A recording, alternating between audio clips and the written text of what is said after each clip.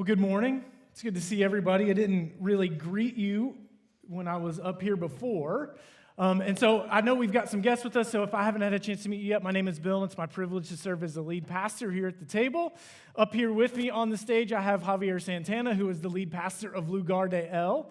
And I'll explain what we're going to do in just a second, but if you are a guest with us at the table, we would love to connect with you and just find out how we could minister to you and your family, potentially be an encouragement to you. And so the easiest way to do that is to text the word welcome to 817-755-1668. It's that phone number that's on the screen there, or if you're not fast enough to write it down as it's on the screen, there is a sticker in front of you that's got that number on there as well. And again, we're not going to do anything weird. We just want to find out how we could minister to you and your family. If you are a guest, a Spanish-speaking guest who is with us today, I know Javier and Mary Ellis, you'll see Mary Ellis at the end of the service this morning. They would love to connect with you. They've got some stuff set up in the lobby, and so they can connect with you that way. Okay, so let me tell you what we're going to do. Because I have been a part of, I've gone to other countries, Spanish-speaking countries, and spoken in a bilingual context, and it's like there's a translator. It's like you say a few words, and then there's another few words and stuff like that. That's not what we're going to do today. So here's what we're going to do. Javier and I are going to share the message today.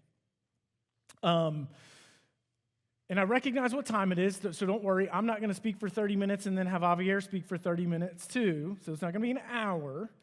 But for about the next 30 minutes, what we're going to do is, again, the message is not going to be the exact same message. We're going to use the same structure. We're using the same passage of Scripture, but yet filtered through maybe what God has led each of us to say individually to you all this morning. And so if you're kind of bilingual, maybe you can follow along a little bit with Javier. I'll just tell you, Javier is Puerto Rican, and Puerto Ricans speak really fast.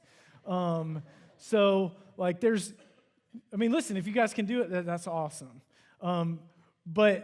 So that's what we're going to do. We're going to share this message. So I'll speak for about 5 minutes, and then Javier's going to speak for about 5 minutes and kind of do the introduction that way. And then we'll kind of go through the body of the message, and we'll split time that way, and then we'll get to the conclusion. It will all make sense as we go through it this morning, but I hope that you enjoy it. And so just before we jump into the message, let me pray again and just ask God to speak to us over these next few minutes. Father, thanks for, again, the privilege of being able to gather together and worship you. And God, what an incredible thing it is to be able to gather together with different languages, different people, but yet because of our one faith in you and what you've done, we can gather together in unity today. And as we spend a few minutes in your word today, Father, I pray that you would guide us as we seek to understand more of what you've done for us and more of what it means to have a relationship with you that should change everything about us and last forever. And so, Father, I pray that you would speak to all of our hearts. Help us to understand your love for us when you sent your one and only Son, Jesus, who laid down his life for us. And it's in his name that we pray, the name of Jesus that we pray. Amen. Well, for the last several weeks, we have been in our series called Enough, where we began by following Jesus as he gathered in the upper room with his disciples. They celebrated communion or the Lord's Supper together, and from there they went out into the garden. It was in the garden where Jesus prayed prior to his arrest, but he was arrested there in the garden and immediately taken to the home of the high priest. That's where Jesus' trial began. If you were here with us last week, we left off with Jesus before Pilate in the trial of Jesus. And even though Pilate found no reason to put him to death, Jesus was ultimately sentenced to be crucified. And we're going to talk this morning about the event of the crucifixion. And here's what I want you to think about. I want you to ask yourself this question as we work through the message this morning. What do you believe about the crucifixion? Do you believe that the cross was enough? On the screen, I'm going to have Sharon put up an illustration for us. 3 circles. And as you look at those 3 circles, I'm going to ask you which of those circles represents what you are trusting in for your eternal life. And as we think about that, it's important that we define that correctly. So understand that eternal life is not just what happens when you die, because the Gospel of John describes eternal life as being in a relationship with God that lasts forever. So which of those three circles represents what you are trusting in for that relationship with God that lasts forever? The first circle has the letter W in it, which stands for works. When you point to that circle, what you are saying is that you are trusting in what you do to gain eternal life, that there is something that you have to do to earn eternal life. The second circle has a W plus C, which stands for works plus Christ. If you were to point to this circle, you recognize that Jesus did something on the cross, but yet at the same time that there is something that you must do to earn eternal life. The third circle has just the single letter C in it, which stands for Christ. And here, what you were saying, if you point to that circle, is that you were saying that what Jesus accomplished on the cross is enough for you. So which of those circles represents what you are trusting in? Now, before you give your final answer, what we're going to do this morning is look at the witnesses to the crucifixion. And we're going to look and see what those witnesses, what they believed happened that day, and what they experienced and what they believed might help us in understanding how we ought to answer that question. And so if you do have a Bible, we're going to be looking at this morning at Luke chapter 23. Verses 44 through 49 is what I'm going to read for us this morning. We're actually going to look at a little bit of a larger section of Scripture than just this, but this is a great kind of jumping off point summary of what we're going to talk about. And so if you don't have a Bible in front of you, it will be on the screen as I read it. Or if you are a YouVersion Bible app user, in our live event today is both English and Spanish, so you can follow along in all that we're doing today. But let me read this section. Luke 23, starting in verse 44. It was now about noon, and darkness came over the whole land until 3, because the sun's light failed. The curtain of the sanctuary was split down the middle, and Jesus called out with a loud voice, "Father, into your hands I entrust my spirit." Saying this, he breathed his last. When the centurion saw what happened, he began to glorify God, saying, "This man really was righteous." And the crowds that had gathered for this spectacle, when they saw what had taken place, they went home striking their chests. But all who knew him, including the women who had followed him from Galilee, stood at a distance, watching these things.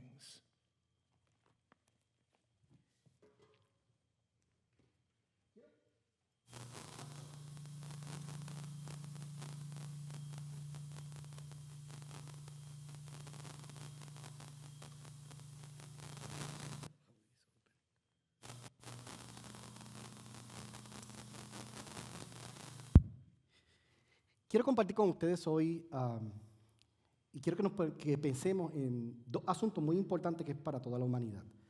El primero que quiero que pensemos es, ¿crees en la vida eterna?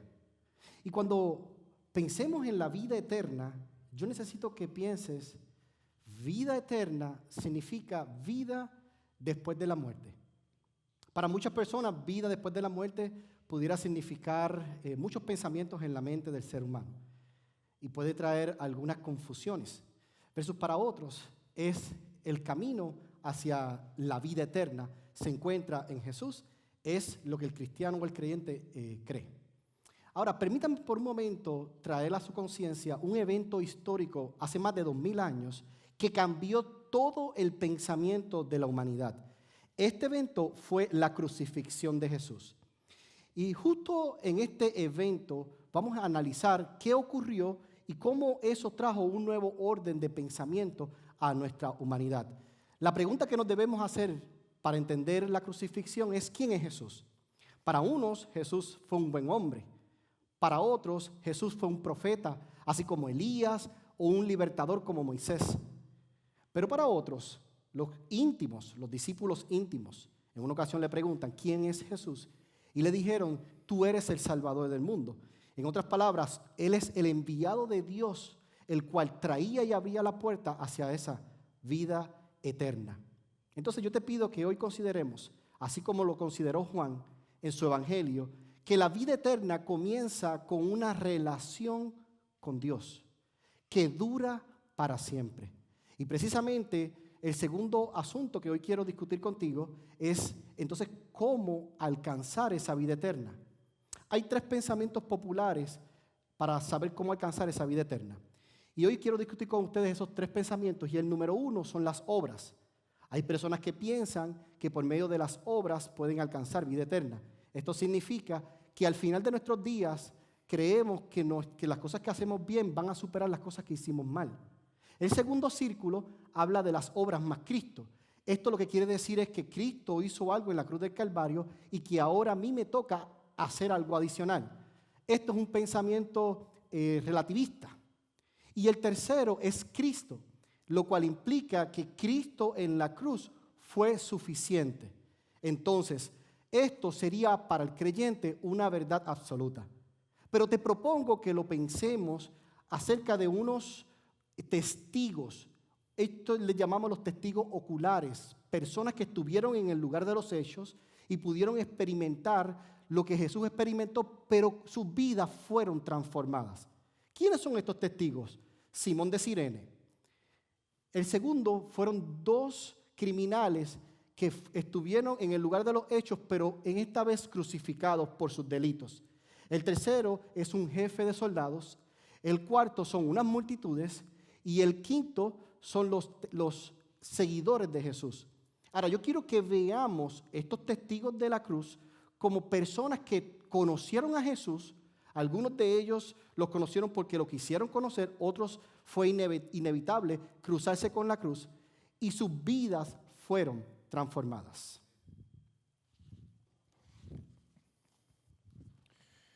So, what do the witnesses to the crucifixion help us to understand about what Jesus accomplished that day? The first witness to the crucifixion, these are all found in Luke 23, just earlier in the section from where we read. But the first witness to the crucifixion is a man named Simon. We know as Simon from Cyrene.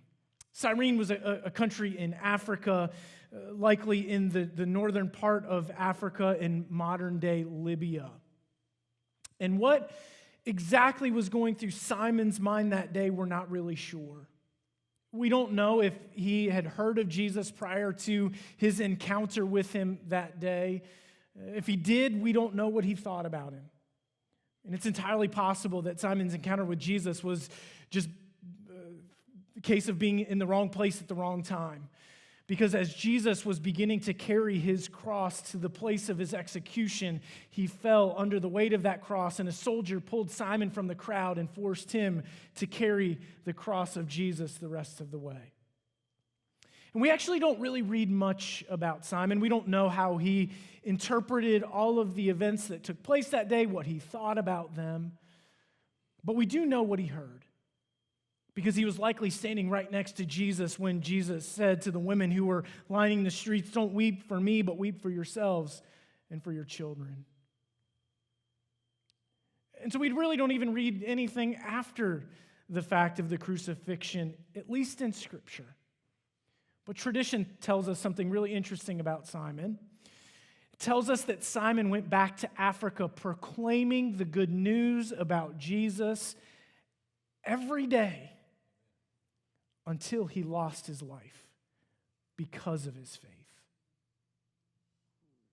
So as we think about the witness of Simon, what we understand, if those things about him are true, and we have no reason to believe that they're not, then as a result of what happened that day and what he believed about what Jesus accomplished, he was willing to give his life because of what he saw.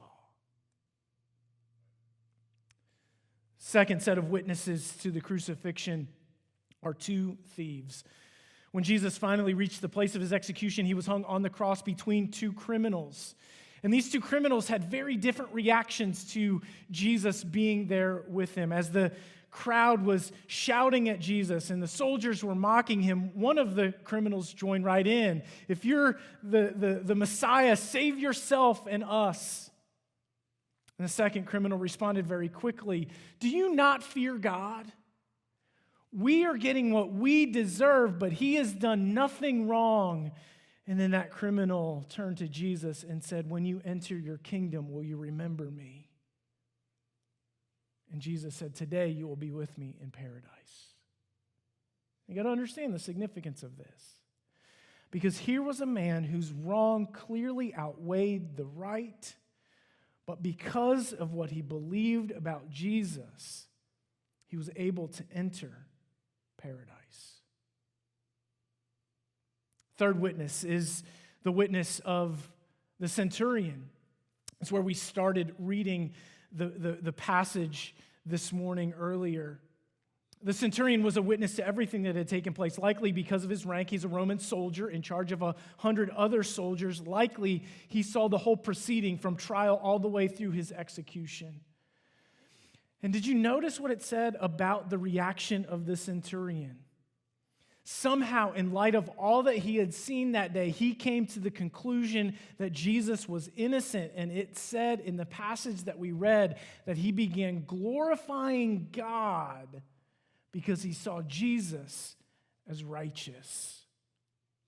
We don't know how he came to that conclusion or what the evidence was that caused him to think this way, but the fact that he glorified God, seeing Jesus as righteous, what that is indicating to us is that he understood that Jesus was not there on that cross by accident. That somehow this was all part of the purpose and the plan and to fulfill the promise of God. As we continue in the passage that we read this morning, two other groups of witnesses. The first is the crowd. Now, again, we don't necessarily know exactly how the crowd processed all that had taken place that day. I'm sure that they didn't know what to think or what to believe, but we read that as they left, they went home beating their chests, horrified by what they saw. And it's likely that the same group of people were also the ones who were shouting during the trial scene of Jesus, "Crucify him, crucify him." But yet by the end of the day, they realized that something tragic had taken place. And they were horrified to have been a part of it. Now, exactly what they believed, what they thought, we don't know. But they recognized that something wrong had taken place. The last group of witnesses are those who knew Jesus, those who were close to him, including women who followed at a distance. I think it's hard for us to put ourselves in their shoes to think about how they felt in those moments because they watched their Lord and Savior die. They, at one point, had been so eager for his kingdom to come, but now Jesus is gone. So they probably didn't know what to think. They wondered, had they just wasted the last 2+ years of their lives? Like, what would they do now? What did all of this mean? Where were they going as a result of all of this? And in those moments, I'm sure that there were far more questions than there were answers. But yet soon the answers would come. Because on the third day, some of those same women made their way to the tomb. And they found that the tomb was empty, and they came to realize that Jesus had in fact risen from the dead. So in the moment of the crucifixion, maybe there were lots of questions with few answers, but soon they would come to understand that that was not the end. The crucifixion was really only the beginning. Jesus had in fact risen from the dead. And so now the question for us is, based on what they understood, what do we believe? Les voy a pedir que me acompañen al libro de Lucas, capítulo 23, versículos del 44 al 49. Y quiero traer un trasfondo histórico para poder entender estos witnesses, estos testigos, y ver qué ellos vieron en ese momento de la crucifixión que nos pueden ayudar a entender más con claridad lo que nosotros deberíamos entender en este tiempo. Y dice la palabra del Señor en el versículo 44, desde el mediodía y hasta la media tarde, toda la tierra quedó sumida en oscuridad, pues el sol se ocultó y la cortina del santuario del templo se rasgó en dos. Entonces Jesús exclamó con fuerza: Padre, en tus manos encomiendo mi espíritu. Y al decir esto, expiró. El centurión, al ver lo que había sucedido, alabó a Dios y dijo, verdaderamente este hombre era justo. Entonces los que se habían reunido para presenciar aquel espectáculo, al ver lo ocurrido, se fueron de allí golpeándose el pecho. Pero todos los que conocían a Jesús, incluso las mujeres que lo habían seguido desde Galilea, se quedaron mirando desde lejos. Los primeros testigos que queremos hablar es Simón. Permítanme decirles que Simón no se encuentra en este texto bíblico, se encuentra un poco adelante, o antes, quisiera decir. Pero resulta que Simón dice que era Simón de Cirene, porque Cirene es un país, o en aquel momento era un país al norte de África. Esto es lo que es actualmente Libia, pudiéramos decirlo para ponerle un punto geográfico. Pero ¿qué nos dice la Biblia con respecto a Simón? Es que Simón no era de ese lugar. En otras palabras, Simón fue a Jerusalén con el fin de participar en la fiesta de las Pascuas. Y estando allí en Jerusalén, se encuentra con el proceso de crucifixión. Y es allí donde Simón, sin saberlo, fue el seleccionado por un soldado para que él cargase la cruz de Jesús. Permítanme decirles que la cruz de Jesús, él la tuvo que cargar porque fue tan brutal el suceso de crucifixión para Jesús que Jesús no pudo hacerlo y escogieron a Simón para que lo ayudara a cargar su cruz. Se le obligó a Simón a cargar una cruz que él no escogió cargarla. Pero vemos que la tradición nos dice que una vez ocurre este suceso, Simón vuelve otra vez a África, predica el evangelio, porque es imposible cruzarse con la cruz sin que ocurra un cambio en tu vida. Este es el primer testigo del cual quiero, ¿verdad?, traer a tu conciencia. El segundo testigo son dos criminales. Dice la palabra del Señor que estos dos criminales, uno de ellos se burla y le dice a Jesús, ¿eres tú el Cristo? Sálvate a ti y sálvanos a nosotros.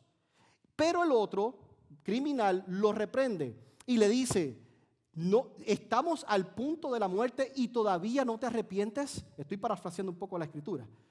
Y le dice, Señor, cuando vayas a tu reino, acuérdate de mí. Y en ese momento, por causa de reconocer a Jesús, Jesús le dijo, a partir de hoy estarás conmigo en el paraíso. Piense por un momento en este segundo testigo.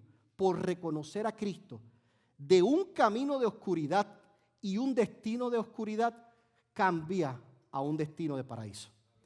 El tercer testigo, dice las Escrituras, que fue a un soldado romano.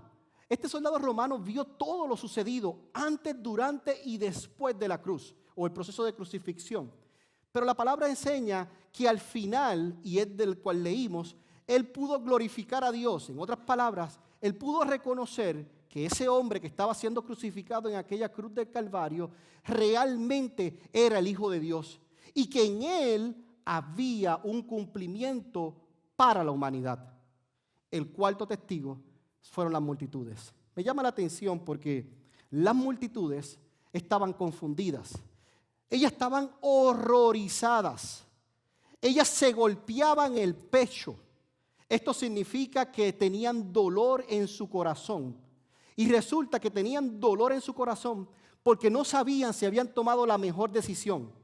Porque en una ocasión ellos estaban viendo a Jesús hacer milagros, pero en otra ocasión estaban clamando para que lo crucificaran. Y en ese momento la multitud se confundió. Esto habla del mundo que vive en confusión y que vive con heridas en sus corazones por no reconocer la verdad que se encuentra en Cristo Jesús. El último testigo fueron los seguidores de Cristo. Estos seguidores anduvieron con Jesús. Pero en un momento dado dice que ellos miraban de lejos. Yo quiero traer a tu conciencia que mirar de lejos, cuando a veces nos quedamos fijamente mirando de lejos, muchas preguntas vienen a la mente y no hay contestación. ¿Te ha pasado? En algún momento dado te has quedado mirando y no has tenido respuesta. Ahí se encontraban los discípulos de Jesús y los seguidores. Resulta que al final de los caminos o al final del tiempo, ellos pudieron ver a ese Jesús que murió en la cruz del Calvario, luego crucificado. Entonces ellos tuvieron la esperanza de que Jesús sí cumpliría lo que un día dijo que iba a ocurrir. Estos 5 testigos nos enseñan, estos 5 testigos de la cruz nos enseñan cuál debería ser nuestra mirada hacia nuestra vida eterna. Te pregunto, ¿qué crees hoy en la vida eterna? ¿Crees que la cruz es suficiente? So, based on the testimony of the witnesses, what do you believe about the crucifixion? Do you believe that the cross is enough? I want to go back to our circle illustration that we started with this morning. Which of the 3 circles represents what you are trusting in to have that relationship with God that lasts forever? See, some of you might point to the first circle, the circle that's got the W inside, which represents works. And what you believe when you're pointing to that circle is that you have to do something in order to earn that relationship with God. That there is something that you have to do. And by the nature of pointing to that circle at the same time, what you're saying is because it's completely up to you to earn a relationship with God, what you're saying is that Jesus' death was pointless. That all of the suffering that he endured, the punishment that he endured, the pain that he endured was for no reason at all. Because the cross did nothing, we have to do everything. And I will just tell you, from my perspective, if that's the religious system that we have, then that is not one that I want anything to do with. That if you were to tell me that you believe that there is a God who would put his son through that kind of pain and torture, and there was no reason behind it at all, I want nothing to do with it. So for me, it can't be that circle. Others of you might point to the middle circle, that represents Christ plus works. And so when you point to this circle, you're saying that the crucifixion accomplished something, but yet at the same time that there is something that we have to do. If Jesus started something, there's something that we have to do to finish what is necessary to gain eternal life, that relationship with God. And I'll be honest, when you point to that circle, it makes complete sense to me. The reason being because we have learned in life that nothing is free. And so as a performer, meaning like, hey, just tell me what it is, what the expectations are, and I will meet or exceed those expectations if at all possible. I just want to know, hey, tell me what I have to do. It's okay. I will do it, or do the very best that I can to do it. But here's the problem with pointing to that circle. There is no hope. Because what you're saying is if Jesus did something, but yet at the same time there's something that we have to do, and the Bible is not clear on exactly what that is that we have to do, then we never know if we have done enough. When you point to that middle circle, you're saying that the cross isn't enough, that Jesus isn't enough, and for the rest of your life, you will wonder whether or not you have done enough. You will be plagued constantly with the question, am I enough? And there's no assurance, there's no hope in that at all. But thankfully, there's one other circle. It's the circle that represents Christ alone. And when you point to that circle, what you are saying is that when I could do nothing, Jesus accomplished everything so that I could have a relationship with God that changes everything about me and lasts forever. And I will tell you from my perspective, this is what the Bible points to over and over and over again. We read this in 2 Corinthians 5:21. God made him who had no sin to be sin for us so that we might become his righteousness. It's not at all about what we do. It is about everything that Jesus has accomplished for us. I believe that the cross is enough. And that is all that is needed to secure our eternal life, that relationship with God that lasts forever. But it's not just about what I believe. The question is, what do you believe? Do you believe that Jesus is enough for you?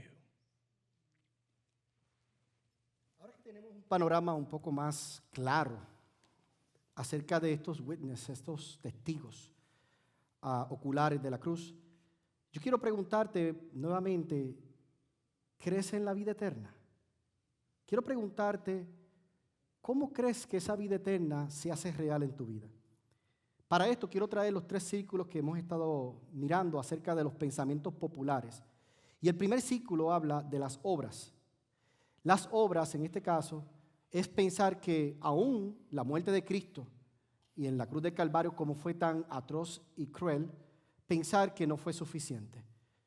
Entonces, en este pensamiento tengo mucho temor porque pensar que Cristo no fue suficiente en esa cruz, como piensan las obras, que yo tengo que hacer algo para alcanzar esa vida eterna, entonces es no entender el valor y el significado real de esa cruz.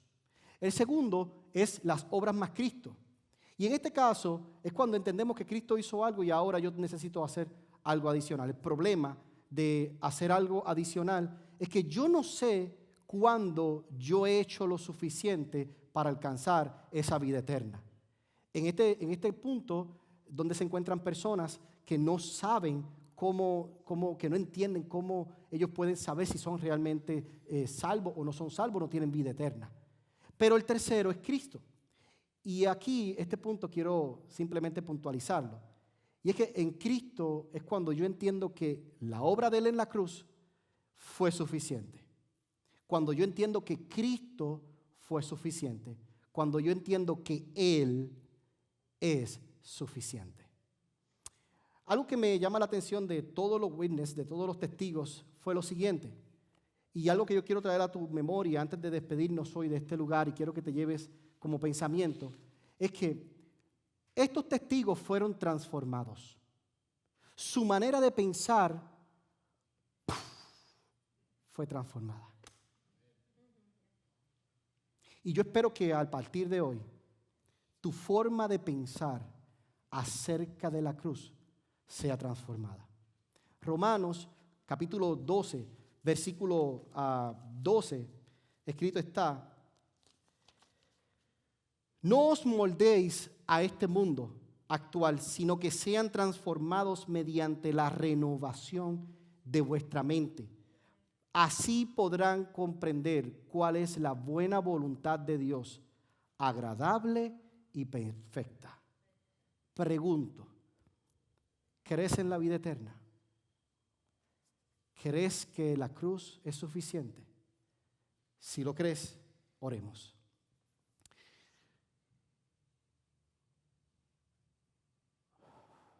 Señor, te damos gracias.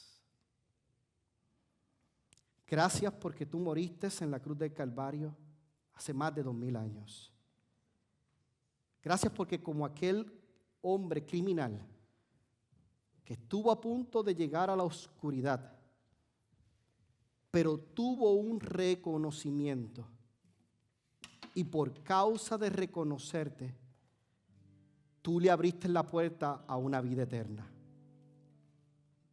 Yo te pido para que hoy, los que estamos aquí reunidos, podamos entender que si reconocemos a Cristo Jesús en nuestra vida, en nuestro corazón, nuestra vida va a ser diferente. Nuestra manera de pensar va a ser diferente. Nuestra manera de actuar va a ser diferente. Porque como Juan dijo en su evangelio, hoy comienza una relación con Dios que dura para siempre.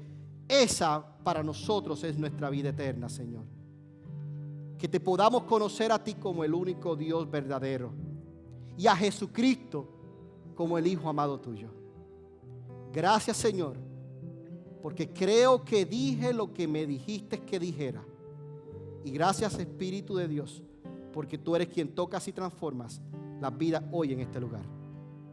En el nombre de Jesús. Amén.